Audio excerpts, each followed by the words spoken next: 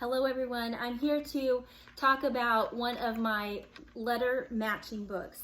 Now, some of you have a name matching book where each letter of your name is on a different page, and some of you may have a letter matching book like this one. Regardless of which book you have, this video applies to you. So when working with a student and one of my matching books, I'm going to pretend the student is sitting across from me in this chair, and I'm going to be working with a student. Generally, when I'm working with a student, I like to be at eye level with them. So in this particular instance, I am not, but if I truly had a student sitting with me, I would sit at eye level with them so I could see exactly what they're looking at and what they're doing. The first step in my matching book is I usually want a student to turn each page. It's exposure to a language arts activity, so page turning is important. I want them to turn the page as much as possible.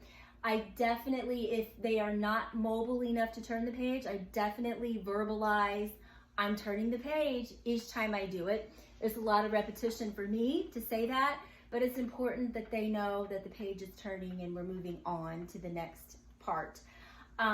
With a letter matching book in particular, you will have your student in front of you, and if the student is mobile enough to reach for the picture, they will do it independently. If they are not, then you will hand over hand assist them each letter, and you will put it in order as you go through the book.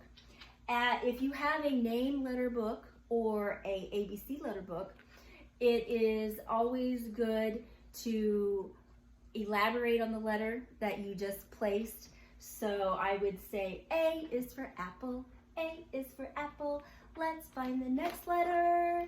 B is for ball, and then I would hand over hand, B is for ball, B is for ball. Now, while you're going through this ABC activity, I would go through at least 5 letters at once.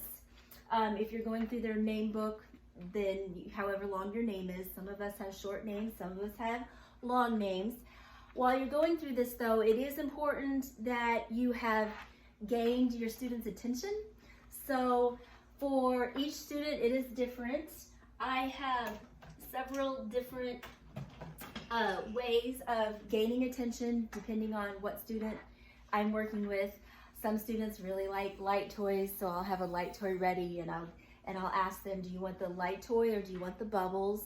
And I'll let them choose so that we start out with a fun activity. Learning should be fun. Learning should not be extremely difficult to where we don't want to participate. So I always have a preferred toy available. And I will say, while you're working with your student at home, if you know there are certain toys that your child likes, set those aside just for work time.